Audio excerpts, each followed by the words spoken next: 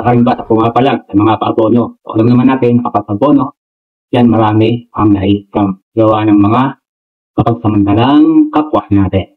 So, paano nga ba may iwasan ang ma-scam? Customer ka man o rider, hindi matamang maging sigurista. Lalamove? Lalamove siya ka, sir. Ay, alas tamat. Saan ba iba nyo, sir? Rider, sir. 500. Oh, pero sir, aabono ako, sir, pag mismong sa bahay nyo, sir. Maganda nagtatanong, maganda na dapat kung ikaw ay pick up at mag-aabono ay mismong sa bahay, trabaho, tindahan, ang location ng lugar ng iyong katransaksyon. Ha? Sa mismong bahay nyo. Saan ba bahay nyo, sir? Dito na. Diyan, papunta ka na. Ha? Dito na ako sa may corner ng Halcon 2 sa Kapi Margal. Okay, wait lang, sir. Kunin ko lang yung item. Oh, pero saan yung bahay nyo, sir? So, siyempre, pipikapin ko to kung sa bahay mismo, no? Pero kung... sir. Sir, nasa... Di mo ko lang kita, nasa pinaka third floor ako. Third floor. Kaliwa, kaliwa. Okay, sige, sir. So, yun, mukhang legit naman to kasi dito eh. Bahay. Okay, tawagan ko to.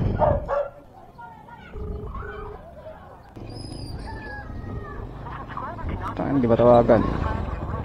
Dahil sir tawagan ko lang sir yung ano. Kasi di ko alam may abono pa lang eh, ko lang napansin. Oo.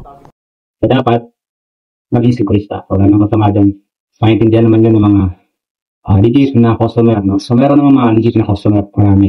Pero merong ilan na nagkasamantala at nang-scam ng mga kapwa natin pirates at ng mga customers. Kaya lang, hindi ko siya makontak eh. Hello? Ayan po. Hello ma'am, ma'am Candy po? Ma'am, andito na ako yung sa Lalamove po. Pikatin mo tablet? Opo, ma'am. Pabuno yan ha? So ano nga ba kalandahan ng mga paabono? Siyempre, may additional diyan. So, I-search din ako kung less 1K, may additional 50 pesos para sa paabono. And kung mas malaki, depende sa usapan ninyo. Kaya dapat, bago ka mag-abono, para mag-accept ng 50, siguraduhin mo muna may abono, kasi paabono ka. At dapat, mag-imaingat, maging mapanuri, at hindi sa lahat, maging sigurista. Hindi ba nga yan? Kailangan natin yan, kahit naman iyak kahit ulit. Opo, pero aware naman kayo ma'am, pag abono may additional po? Magkano additional no? May queuing po yun eh. Hindi ko sure kung 70 or 50.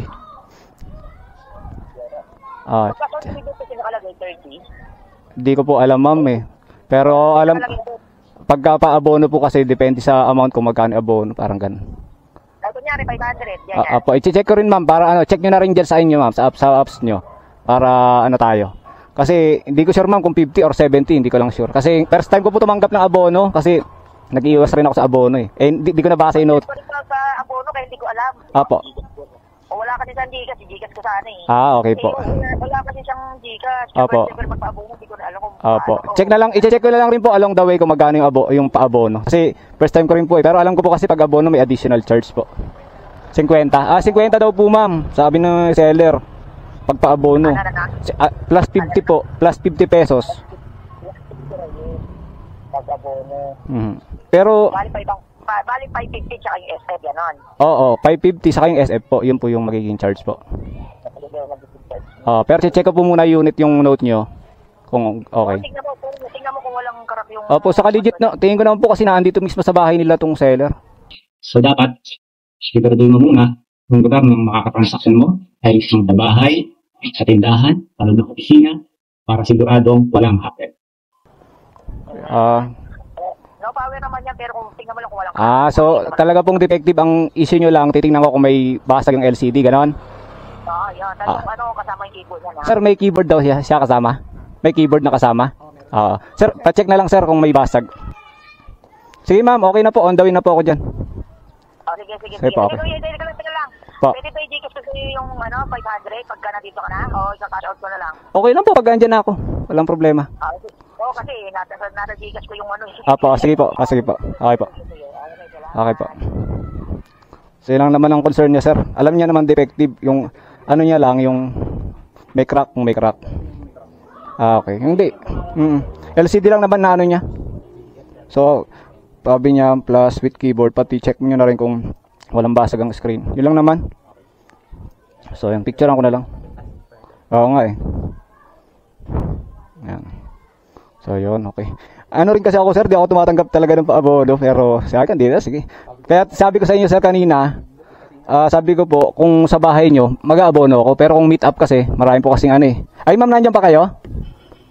Sige na po, sige na po. Andito na po, okay po, wala nang pong basag. So yung may ano lang po rito, yung ano niya, ano yan sir? Yung harang lang. Yung corner lang ng, may konti lang na ano, yung sa may keyboard lang. O plus yan, O plus. Sige po, okay na po. O plus daw sir. O plus po. Sige, tayo na lang kita dito. Sige ma'am, on the way na po ako. Thank you. Okay po. Sir. Sir, ingat ako eh. Abono ko eh. Sige ma'am, salamat. Okay po. Sir, thank you Sir. Ay, sorry. Sir, iskamin sana kita eh. Joke lang. Hindi ko rin alam na ano, may pera pala ako. Sir, thank you Okay. Okay, ay salamat po. So, marami naman legit na mga nagpapabono. Pero nga lang ilan na, isa na naman siya. Kaya dapat hinipal. So, paano nga ba maiwas doon na? Mas maaari. Ako personally, hindi ako makuha ng paabono. Pero minsan hindi na iwasan. Kaya, pag sa ganong sitwasyon, maging sigurado siya.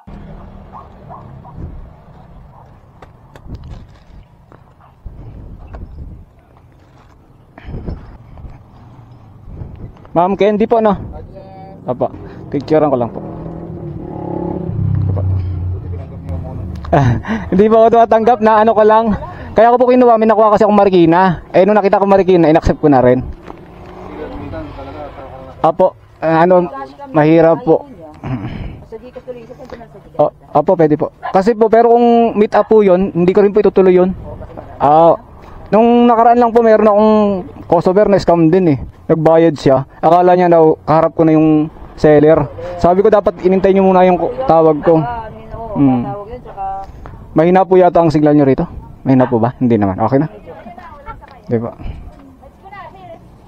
Bali po, 550. 27 po. Sige po.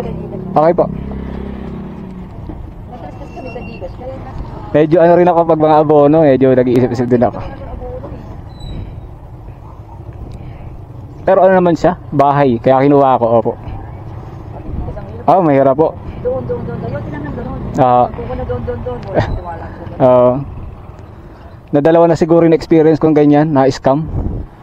Kaya hindi ko rin po alam, pero po talaga may querying po talaga pag abono. Pero hindi ko po masyado familiar. Pero hindi ako... Nakikita ko po kasi, ang hindi ko lang kung magkano, kasi hindi nga po ako nag-accept talaga ng abono. Kaya sabi ko po, sabi naman yung nag-seller, okay daw, 550. Sabi, sige po. Kaya, okay na po. Apo. Na-receive ko na po. Salamat sir, salamat. Okay po, okay po. Maging alerto, maging maingat, at syempre, maging puso. Ayun, naghihintay lang ng booking.